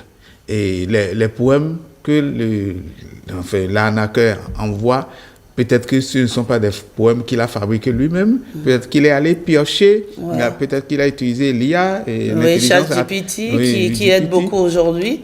Oui, il est allé utiliser cette intelligence pour des phrases qui correspondent au profil de la dame. Des phrases qui vont toucher à sa sensibilité. Donc, il a mis en branle tout ce qu'il faut pour pouvoir l'atteindre. Et elle était embarquée parce qu'elle était en situation de détresse. Quand on est au creux de la vague, toute personne qui veut vous faire remonter est la bienvenue. C'est toute personne qui vient pour aider un tant soit peu. Même la personne peut être la plus laide possible physiquement, la plus mal en point, même oralement, mais parce qu'elle veut, on sent qu'elle a une intention d'aider. Elle a besoin d'écoute. Oui, on a besoin d'écoute quand on est au creux de la vague. On a besoin de quelqu'un qui vous écoute, qui vous lise, qui vous aide à vous en sortir. Donc, elle était la victime. Elle dit ceci, je te coupe pas. Oui. Il y a tellement peu d'hommes qui t'écrivent ce genre de choses. J'aimais l'homme avec qui je conversais, il savait parler aux femmes. C'était toujours très bien torché, les mots là où il faut, et je me sentais comme une petite fille. Voilà, une petite fille qui a ses premiers amours. Une petite fille qui se retrouve en train d'aimer un prince charmant. Oui, une petite On parle de Brad Pitt quand même, hein? Oui. Brad Pitt, c'est pas une petite personne. Et puis Brad Pitt, et quand on connaît aussi un peu l'histoire people de Brad Pitt, et en ce moment-là, avec Angelina Jolie, il y a en instance de divorce. Donc, il a utilisé toutes ces histoires. Il a tout utilisé pour... Il lui envoyait même des vidéos par moment, des deepfakes. Hein, qui permettent aux arnaqueurs, n'est-ce pas, de monter des vidéos, et de transposer et la voix d'une personne à une autre. Franchement, elle s'est laissée embarquer. Il faut toujours faire attention. Non, mais dans ce système, il faut avouer que rien n'a été isolé. Tout est mis ensemble. C'est tout un système. Et que ce soit le montage des vidéos, que ce soit les photos, que ce soit les messages, que ce soit même l'étude sur la dame, ses profils, ses tendances, les mots qu'elle aime, tout ça, c'est toujours par le moyen de la technologie que cette arnaque, ce cybercriminel est parvenu à ses fins. Et comme tout homme bien déterminé, il s'est donné juste les moyens de ses objectifs et il l'a atteint. Et franchement, nous avons voulu en parler ce matin parce que d'une certaine manière, nous sommes tous sur Internet et les réseaux sociaux. Il faut dire à ceux qui nous regardent que ce n'est pas toutes les demandes qu'on vous envoie qu'on accepte. Voilà. Hein, il faut, franchement, moi, j'ai du mal, j'ai du mal, honnêtement, avec cette génération de femmes qui conversent sur Facebook, sur n'importe quelle plateforme avec des hommes qu'elles ne connaissent pas. Franchement. Non, mais vous savez, je vais vous dire, le cas que nous évoquons, j'en ai été victime personnellement. Ah oui? Personnellement, j'en ai été victime il y avait cela quelques années, où dans l'une des initiatives, mes événements en entrepreneuriat que j'organise régulièrement, que je vais me organiser d'ici le 22 février, il y a quelqu'un qui m'appelle. Nous étions le jeudi, l'événement devait se tenir le samedi. Il m'appelle le jeudi, dit « Oui, vous êtes Monsieur Vieira, vous avez un événement, je vous appelle de la part de telle autorité. » Il a donné le nom de l'autorité. Effectivement, à l'époque, j'avais fait des pas vers cette autorité pour qu'il soit le parrain. Je ne sais pas ce qui s'est passé. Il dit « Mais il me demande de vous transmettre telle commission, vous allez nous envoyer votre RIB, on vous fait le virement et vous adressez dans telle agence. Demander d'appeler telle personne pour les formalités de retrait. » Moi, j'étais content parce que c'est venu au bon moment. Et quelques minutes après, il me dit « Ah, il faut qu'on vous crée un compte et il faut que vous fassiez un dépôt d'ouverture. Parce qu'il faut qu'on vire pas dans votre compte bancaire habituel. On va vous créer un compte spécial pour vous verser les sous et il faut un dépôt initial d'ouverture. » Et je dis « Mais quel est le montant du dépôt initial ?» Il me dit « 50 000. » Et c'est là où je commence par retrouver mes sens. J'ai dit, mais écoute, tu veux me faire un don, tu veux me soutenir, et à côté, tu me demandes d'aller payer 50 000. Et bref, je ne suis peut-être pas bienveillant, présent d'esprit, je suis peut-être vraiment dans cette sensation de la promesse qui est en train de venir, que j'allais dire, bon, écoute, 50 000 à côté du montant qu'on m'a communiqué, ce n'est rien.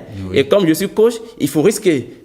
Rien ne vaut de risquer. 50 000, ce n'est pas encore grand-chose. Mais je me suis retenu de le faire. Et après, bon, ce n'est pas grave, je serai dans l'agence. Là, je suis en face du sujet dont vous m'avez communiqué le nom. Je vous appelle et devant lui, je fais le dépôt. Et après, le numéro ne marche plus. J'ai été vraiment à l'agence. Et j'appelle, le numéro ne marche plus. Je demande le nom, on me dit, mais il n'y a personne qui s'appelle comme ça ici. C'est fou, c'est cybercriminel. On comprend bien cette hargne avec laquelle le gouvernement lutte contre la cybercriminalité. C'est extrêmement grave. Parce que c'est des vies détruites. Et puis, c'est des gens, il faut dire aussi, parfois, dans le cas de Anne, par exemple, quand le reportage a été diffusé, elle a été insultée, les gens se sont moqués d'elle, on a dit qu'elle est idiote, qu'elle est naïve, qu'elle est bête, comment une femme de son âge peut tomber dans un tel piège. Mais en fait, il faut dire que c'est des personnes aussi qui maraboutent les autres.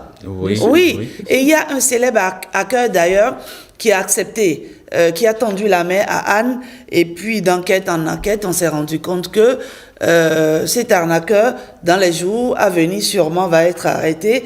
Il vit en Afrique. En Afrique, et précisément, je pense à Benin City, ça doit être une ville du Nigeria, certains parlent du Bénin, mais bon, dans les jours à venir, on en saura un peu plus. C'est incroyable, en tout cas, ce que nous vivons aujourd'hui. C'est incroyable parce que nous sommes parfois embarqués avec nos sentiments sur la toile. C'est-à-dire que nous embarquons en nous disant que tous ceux qui sont sur la toile, ce sont nos amis. Tous ceux qui s'affichent sur la toile et qui s'affichent de manière belle, ce sont de belles personnes, ce sont de bonnes personnes. Or, nous nous trompons. Et il y a de belles personnes, c'est vrai, je ne dis pas le contraire, mais parmi ces belles personnes, il y a de mauvaises personnes qui sont dans la sournoiserie, qui sont tapis dans l'ombre. Donc il faut pouvoir faire attention et ne pas se dire moi je ne pourrai jamais. Non, il n'y a pas de jamais. Il faut être sur le qui-vive tout le temps. Il y a des moments où on se retrouve dans des situations. À plusieurs reprises, moi j'ai plusieurs comptes Facebook qui ont été piratés, qui ont été piratés. Et il y a pour ces comptes-là, ceux qui ont réussi à me pirater, ce sont des gens qui se sont présentés avec des noms de collègues ou de confrères. Alors, vous imaginez un collègue ou une confrère qui vous envoie une demande d'amitié, vous allez dire non, mais il faut faire attention. Il faut faire très attention. Et les réseaux sociaux, oui, Internet et les réseaux sociaux, c'est bon, mais il y a, on l'a toujours dit sur cette émission, les dangers sont énormes. On ne parle pas à des inconnus, on ne raconte pas sa vie à des inconnus, on ne raconte pas son quotidien à quelqu'un qu'on ne connaît pas. Franchement. Oui, ça c'est quelqu'un qu'on ne connaît pas. Mais parfois, c'est quelqu'un qu'on connaît, mais enfin, on utilise le nom de quelqu'un que vous connaissez et ce n'est pas la vraie personne. Et plusieurs comptes sont actuellement... Même ça, il faut faire attention. Que l'autorité m'excuse. Même ça, quand vous voyez qu'une conversation glisse sur un certain chemin, vous dites à la personne, écoutez, rejoins-moi sur WhatsApp. S'il connaît votre numéro, il vous rejoindra sur WhatsApp. Ou il vous appelle, ou vous demandez, je ne sais pas. Il y a toujours... En fait, on se laisse embarquer dans une... dans une histoire sans aucune prudence, il y a toujours un petit quelque chose quelque part là qui devrait, n'est-ce pas, qui devrait nous dire, écoute Rachida, écoute Patrick, écoute Justino, fais attention. Oui, fais attention. Il y a toujours ce petit détail. En réalité, c'est le cœur qui aime. Et quand le cœur aime, la tête réfléchit mieux, la tête fonctionne moins. Et aujourd'hui, il faut juste apprendre à ne pas dominer ses émotions. Anne aurait fait preuve d'une certaine hauteur, aurait fait preuve d'une certaine domination, d'une certaine emprise sur ses émotions, qu'elle n'en serait pas arrivée là, je me dis. Aujourd'hui, sur les réseaux sociaux, c'est un monde virtuel. Et qui parle de virtuel, pas juste de quelque chose d'imaginaire, qui peut être vrai, qui peut être faux. Donc, il faut toujours chercher à faire la confrontation. C'est de la confrontation que vous vous rendrez compte à terme si c'est vrai ou si c'était faux. Et les moyens de confrontation, c'est vous qui vous les définissez selon les contextes, selon les situations. Vous savez, Anne aurait pu dire, peut-être, je suis dans une hypothèse, à ce monsieur ou bien à son vis-à-vis virtuel qui lui demande tout le temps des frais de dialyse, envoie-moi l'ordonnance ou bien envoie-moi les papiers de l'hôpital, et elle, à son tour, contacte l'hôpital. Voilà des choses qu'on fait. C'est exactement. Vous voyez, aujourd'hui, il y a des formations, on lance sur les réseaux sociaux. Moi, j'aime bien sûr les formations en ligne, mais quand on voit, je fais tout l'effort d'envoyer. Si j'ai quelqu'un dans le pays, faut toujours checker. Va voir si tel centre de formation existe et si ce sont des informations vérifiées. Donc voilà ce qui a manqué peut-être à Anne. Vivement que ça ne revienne plus à quelqu'un d'autre. Exactement. Je voudrais avertir les téléspectateurs, attention. Et il y a des noms d'autorités de notre pays qui sont sur Facebook. Ce ne sont pas les autorités. Et dès que vous êtes amis avec ces noms-là, on vous demande, je suis telle autorité et j'ai envie d'aider les jeunes. Ne tombez pas dans ce piège. J'ai envie d'aider les jeunes. Ah oui, vous êtes jeune, vous travaillez dans quel domaine? C'est la première question. C'est générosité spontanée. Oui. Vous travaillez dans quel domaine? C'est des personnes sans cœur. C'est des personnes sans cœur. Et puis vous pensez que c'est vraiment pour aider? Et la dernière fois, j'ai répondu à une personne, je suis journaliste et spécialiste d'investigation sur la cybercriminalité. La personne m'a coupé. C'est des personnes franchement sans cœur. Elles n'en ont que faire de votre bien-être. Elles vous font mal, tout simplement. Un malmené. Et oui, franchement, moi j'ai failli tomber. Bon, j'ai failli aussi. Quelqu'un vous a dit je t'aime sur Internet? Non, pas je t'aime. On m'a sorti une histoire à Lacan d'une dette de 50 000 qui date de 2000. Je t'ai raconté l'histoire, je pense, de 2007 ou de 2008. Une histoire à Lacan. Mais franchement, il faut être mentalement fort. Moi, j'ai pris sur moi, je ne discute pas avec des inconnus. Ça, c'est un principe de base. Vous avez beau tout m'écrire, je n'échange pas avec des inconnus. C'est un principe de base. Et quand vous êtes comme cela, forcément, vous évitez beaucoup de choses. Il faut dire que le reportage a tellement suscité une vague de harcèlement que 7 à 8 a décidé de retirer, n'est-ce pas, le reportage de ces plateformes. Et Anne elle-même, elle s'est exprimée. On va écouter Anne, voilà. On l'écoute avec la complicité de la réalisation. On va retenir, c'est Anne est tombée amoureuse d'un faux Brad Pitt.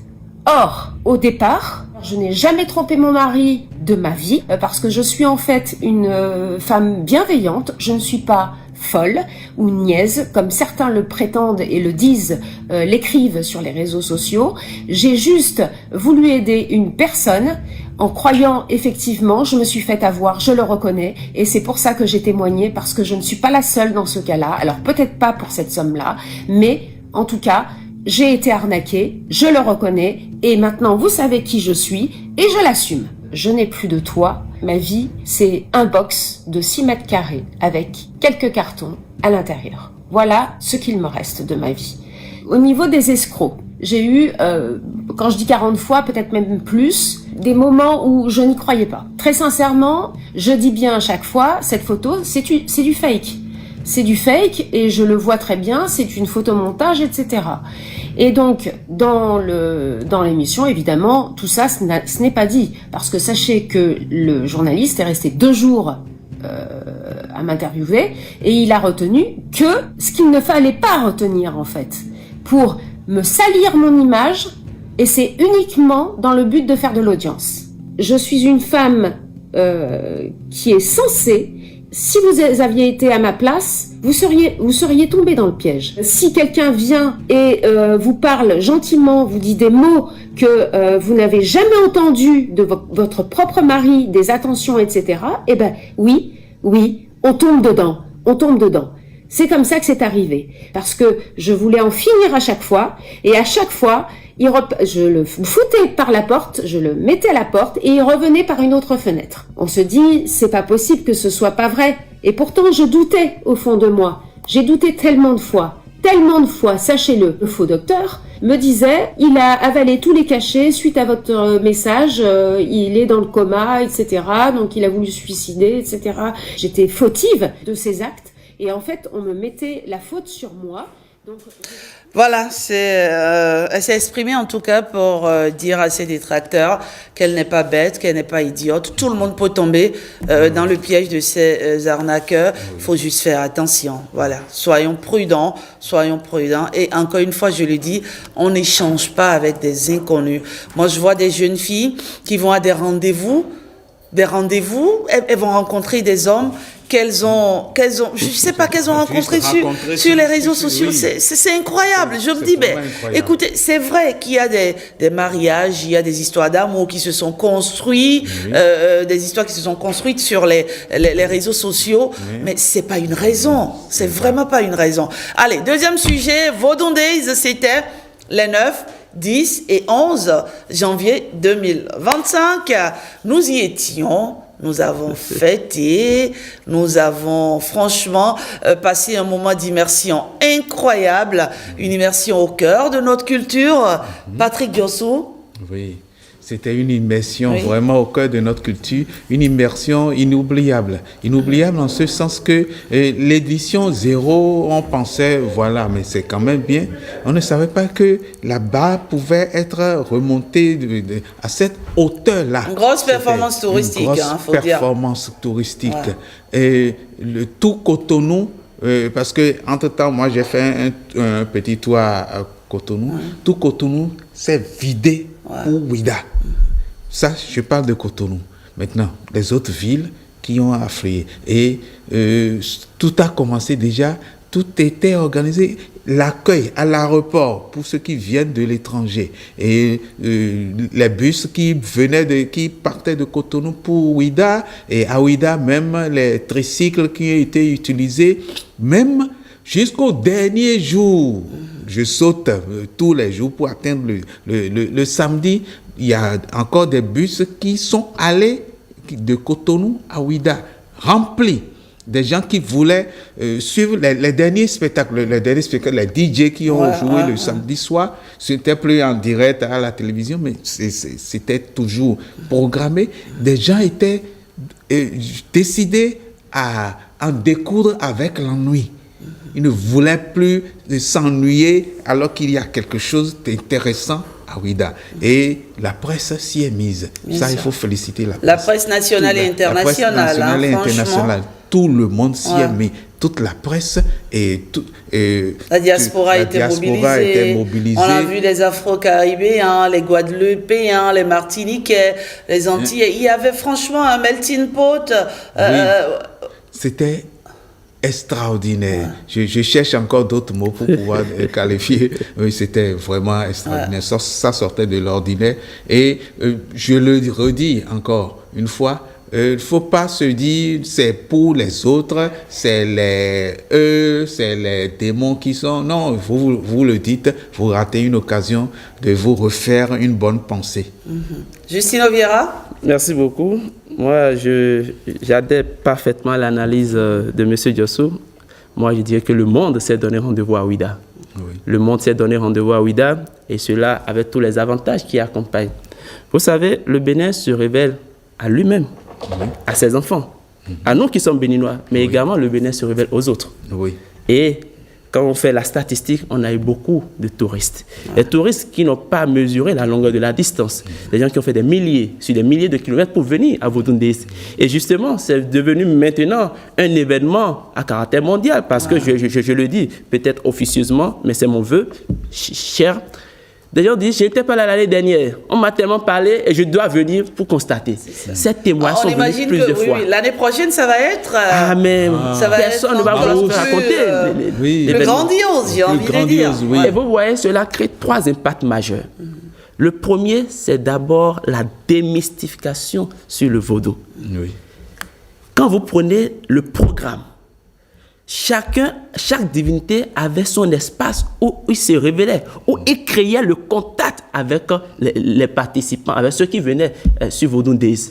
Vous avez les mamies qui sont sur la plage, vous avez le temple Sakbata sur Zoubodi, vous avez le temple des Pitons, vous avez Zangbeto Fort portugais, vous voyez, et même sur la place Maro, la danse des Ogourous. Donc chacun pouvait s'offrir autant qu'il pouvait, autant qu'il voulait, ses idées, découvrir ce qui se passait dans telle X, Y, Z divinité. Ça, c'est déjà un premier atout. Cette démystification, grâce au contact, grâce à la révélation, qui nous permet de sortir de notre champ profane, alors que nous sommes tous béninois, nous sommes tous de culture vaudou, même si, comme le dit le président Patrice Talon en 2016, nous n'avons pas la vocation à travers vaudou de faire la promotion de la spiritualité ou bien la promotion de la religion vaudou, mais reconnaissons que c'est un retour à la source, c'est un état de connexion pour nous les Béninois et un état de découverte, de curiosité pour les étrangers. Premier avantage. Deuxième avantage, c'est le flux économique que cela a drainé. Le flux économique. Les hôtels étaient saturés. Jusqu'à Grand Popo. Et l'organisation, la sécurité qui devait accompagner ce flux était également au rendez-vous. Moi, j'ai eu du plaisir à voir le DGPN qui organisait même la circulation. Vous voyez, donc chacun, à un moment donné, s'est mis au travail, rigoureusement au travail. Les autorités, le ministre qui allait et revenait. Donc, tout le monde a mis la patte pour que Vodou-Ndéis soit un événement de haut standard, de rôle vote. Deuxième avantage, donc, impact économique. Mais troisième avantage, l'inclusion. L'aspect de la distraction, divertissant. On a assisté à des spectacles époustouflants. Et moi, j'en ai retenu fondamentalement 3. Le premier spectacle du jeudi soir, avec Kassav, avec Toufa, non, ce qu'on peut appeler... vendredi Non, jeudi. Le jeudi. Oui, ça, c'était le jeudi. D'accord. Spectacle moderne, des danses modernes. Vous voyez, donc tout le monde dansait. Et l'invitation des artistes étrangers, des groupes étrangers, il faut que je profite de cette tribune pour le dire, ça intéresse davantage des étrangers. Ceux qui veulent voir Kassav, car Kassav disait qu'il était venu en bien dans les années 80. Mais écoute, ceux qui pensent qu'après la mort de Jacob, Kassav est mort, Kassav est noyé, le groupe Kassav est noyé. Désormais, il y a la résurrection. Mais ils existent encore avec la fougue. On a vu Jocelyne Humberwad qui, avec cette fougue, cette énergie, malgré l'âge. Donc ça, c'est le premier avantage. Et même quand nous venons au deuxième spectacle, la danse spectacle traditionnel, on a vu nos artistes traditionnels, Alec Péranhou, Bézé, qui ont quand même pu parler, communiquer, envoyer des messages forts aux dirigeants et également à tout le peuple béninois pour montrer la magie, tout ce que nous avons comme qualité, comme ressources dans nos danses traditionnelles. Mais écoutez, l'apothéose, c'était le 3e jour, la danse des masses dans les arènes. Inimaginable. Inimaginable. Moi, à un moment donné, je dis, oh là là, le Bénin. Le Bénin. Et on se demande si c'est le Bénin. Et on dit oui, c'est le Bénin. Vous voyez, on a besoin de cette vision. Et cette vision est en train d'être tracée, est en train d'être... Le chemin est clair. Il faudrait juste que nous soyons opposants, que nous soyons mouvanciers. C'est le Bénin qui est au-dessus de tout. Les clivages internes politiciens doivent arrêter pour prendre au-dessus le développement et par conséquent, on doit faire tout pour que dans 10 ans, 20 ans, 30 ans, tout le monde entier, sans exception, puisse dire « je dois venir à Ouida pour suivre les Vodou Days ». Et cela stimule également la dynamique entrepreneuriale, la dynamique économique, parce que j'entends déjà beaucoup dire « la prochaine fois, je dois construire, je dois mener telle initiative ». Donc ça, c'est également un appui à l'entrepreneuriat. Je pense que nous tenons en tout cas le bon bout, Patrick Diosso. Et c'est un bel élan, un élan qui ne risque pas, ma foi, on va dire quoi, de s'étioler, voilà. de s'effriter. C'est sûr, c'est sûr. Oui. Et je pense que l'élan sur lequel nous sommes me fait penser, moi, que Vodou Day, le festival Vodou Day, risque en tout cas dans les années à venir d'être l'un des meilleurs en Afrique. Va s'imposer comme étant le meilleur, même pourquoi pas. Le meilleur. Parce que franchement, quand on voit... il y a quelqu'un qui m'a dit ceci, il dit, mais tu sais Rachida, jusqu'aux toilettes. Mais je suis allée aux toilettes, j'avais pas envie de sortir. On se croirait dans une parfumerie, tellement ça sentait bon. Je vais aux chiottes, il me dit, mais je vais aux chiottes, mais je suis, bon Dieu. En fait, c'est ça. Et quand vous suivez quelqu'un qui a de la finesse dans ce qu'il fait, ça s'accompagne. C'est du haut vers le bas. Donc, tout est organisé comme ça. Et chacun, certains se sont dit, certains ont reconnu qu'ils ont été impliqués au dernier moment, mais même quand ils ont été impliqués au dernier moment, ils ont joué leur partition. Je veux parler de la SGDS, je crois, la Société de gestion des déchets et autres. Qui à chaque instant nettoyait. Leur nettoyage, le système utilisé, surtout pour les toilettes, j'ai vu ça hors du Bénin. Tu sors en même temps, il y a une dame qui entre, qui nettoie tout de suite, juste après. Et c'est un système que j'ai un peu plus apprécié en Chine. En Chine, à chaque instant, nous on a assisté à une image qui nous a fait sourire et rire même, parce qu'il pleuvait et il y a une dame qui nettoyait la rue et qui était sous la pluie. Elle nettoyait, elle continuait de nettoyer. On a demandé à notre guide, mais pourquoi elle le fait? Elle est sous la pluie. Il dit, c'est l'heure du nettoyage. Elle ne doit pas rater. Donc elle est sous la pluie là, elle continue à nettoyer jusqu'à ce que l'heure sonne pour qu'elle puisse s'arrêter. Quand l'heure a sonné, tac, tac, tac, ça montre à sonner.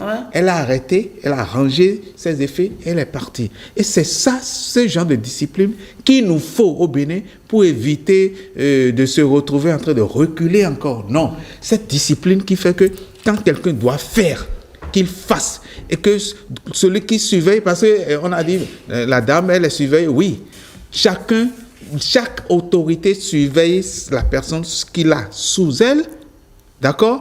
Et de manière hiérarchique, on surveille de telle manière que la performance est au rendez-vous. Et c'était ça, à Ouida.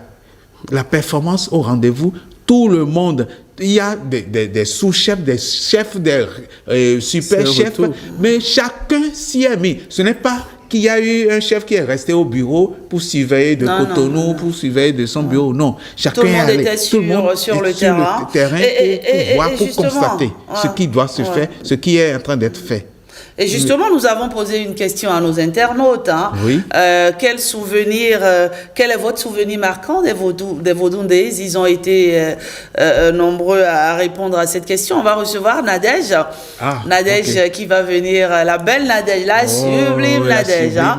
Elle va venir nous dire un peu ce qu'ils en ont pensé, nos chers internautes. Alors, Nadège. Bonjour. Bonjour à vous, Rachidat. Comment tu vas ce matin? Je me porte très bien. Alors, la question du jour a-t-elle suscité des réactions? Beaucoup de réactions. Oui. Bonjour, chers téléspectateurs. Plusieurs internautes ont réagi sur la page Facebook. En résumé, le bilan de cette organisation des Vodou Days est positif. Plusieurs internautes ont d'ailleurs félicité le chef de l'État pour l'initiative des Vodou Days et les nombreux tableaux présentés au cours de ces 3 jours. Régis Bourou nous dit ici, Vodou Days 2025, c'est magnifique.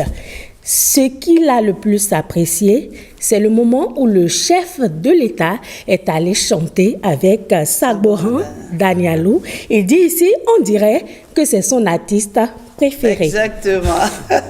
On a aussi vu le président de l'Assemblée nationale qui chantait. C'était vraiment... Sublime. Bokor Roland Caliste a aussi réagi. Pour lui, le caractère culturel des Vodou Days a drainé de nombreux touristes vers la destination Bénin. Nos artistes se sont ainsi révélés au monde entier. Jean Dissouklounon parle d'un bilan positif sur tous les plans. Il aborde plusieurs aspects de cette réussite énumérés en 3 points: la valorisation culturelle, le dynamisme économique et la déconstruction des clichés négatifs.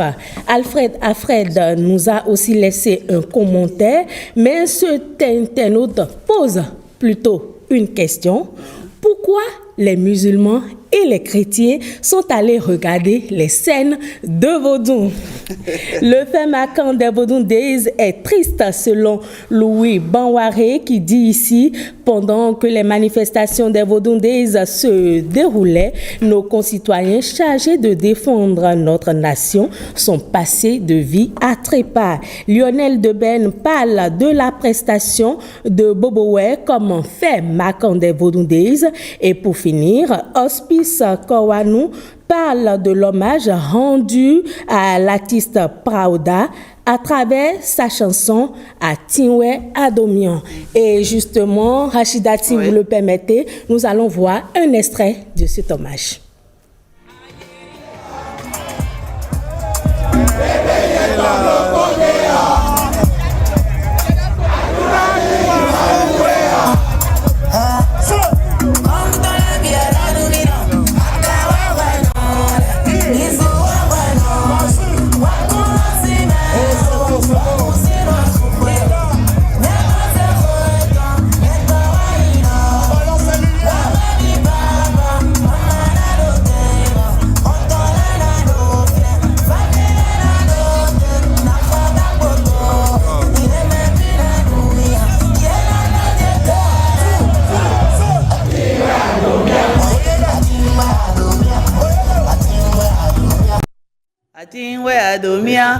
Atinwe Adomia. Allez, Praouda, va en paix. Franchement, c'est comme on dit, l'artiste ne meurt jamais. On voit combien, en tout cas, le peuple, la population béninoise porte cet artiste dans... Oui. Oui, et justement, Praouda et les familles, la belle famille, se sont réconciliés avant-hier. Donc, hier, la décision a été prise. Il n'y aura plus d'autopsie. Donc, ça, c'est positif. Je félicite les 2 familles qui ont pu s'entendre avec l'équipe artistique aussi. Merci pour ce travail. Et avec Semevo. Semevo aussi, un artiste très brillant. C'est malheureux qu'en moins de quelques jours, notre actualité musicale est perdue à des bras valides, des bras efficaces. On est en train de parler de Praouda, mais il y a également Semevo qui s'en est allé. Je pense que c'était le 5 janvier condoléances à toutes ces familles et vivement que nous fassions preuve de proximité. Merci beaucoup, Nadège. Oui, Rachidat, pour moi, le fait marquant des Vodou Days, c'était la danse des Dawiti. Sincèrement, c'était du beau. J'ai apprécié et j'étais très fière d'être béninoise. Ouais, c'est vrai. C'est une danse himalayenne. Vous savez, l'Himalaya, c'est au sommet, la montagne, la chaîne de montagne la plus haute. Donc, une danse himalayenne, c'est une danse qui est au sommet. Et moi, j'appelle ça une confirmation de qui nous sommes. Le Bénin est le temple du vaudou. Et à des moments donnés, au-delà de la parole, au-delà de l'énoncer comme juste une théorie, il faut poser des actes forts. Exactement. Et c'est sur ces actes forts que nous sommes en train de connaître grâce au président Patrice Talon. Merci à lui. Quand je pense qu'il y a encore des gens qui se posent la question de savoir pourquoi les musulmans, pourquoi les chrétiens sont allés au Vodou Days, quand je pense qu'il y a encore des personnes qui sont autant, on va dire, limitées dans la tête, je me dis, c'est juste dommage. Il fallait y être pour comprendre de quoi nous parlons. Il fallait y être pour voir toute cette admiration dans les regards des autres. Il fallait y être pour voir combien notre Bénin aujourd'hui, quoi qu'on dise, c'est pas parfait, c'est pas la perfection, on va dire à 1000%. Mais aujourd'hui, il y a que notre Bénin émerveille. Oui. Il y a que les gens sont admiratifs autour de nous de ce que nous réussissons à construire, de ce que nous réussissons à faire, et nous devons tous porter ça loin des considérations politiques, loin de toute autre considération. Nous devons tous porter ça, et vivement les Vodou Days 2026. Nadège, ce sera tout, n'est-ce pas? Bien sûr, Rachida, et on se retrouve demain. On se retrouve demain. Merci, ma grande. Allez, Justine Oviera. Merci beaucoup. Je voulais juste dire à ceux qui se posent cette question, il y a juste 3 réponses qu'il faut leur donner. Première réponse, les musulmans et les chrétiens sont partis parce qu'ils sont avant tout des Béninois. C'est ça. Première chose. Nous sommes d'abord béninois avant d'être chrétiens catholiques, chrétiens évangélistes, chrétiens. Nous sommes d'abord béninois avant d'être musulmans. Donc, première chose, nous sommes béninois. Et nous ne sommes pas en perdition. Nous savons d'où nous sommes venus. Donc, ces chrétiens, ces musulmans ont compris. Retour à la source. Première chose. Deuxième chose, ce sont des gens qui ont un sens d'ouverture très élevé, qui sont au-dessus des clivages religieux, qui sont au-dessus des prêches limitatifs. Donc, deuxième chose. Et troisième chose, ce sont des gens qui sont entrepreneurs, qui savent qu'à Vodou Days, ils peuvent entreprendre. Et je ne vais pas mettre la religion devant pour me priver des opportunités entrepreneuriales, pour m'empêcher de m'instruire et de comprendre davantage sur ce que c'est que le vaudou et comment est-ce que je peux travailler pour la promotion du patrimoine culturel vaudou. Exactement. Je pense que Justino a fait cette belle conclusion, n'est-ce pas? Il a arraché toute ma parole. En tout cas, c'est bien. Allez, merci de nous avoir suivis. Vodou Days, nous, en tout cas, on a adoré. Pour faire comme les jeunes, on a kiffé et on a surkiffé. On a lové, on a dansé, on a chanté, on a passé un moment, on va dire, formidable. Majesté. Vivement l'année prochaine. Ce sera tout pour 5 sur 7 matin de ce jour. On se retrouve demain, 7h, 9h.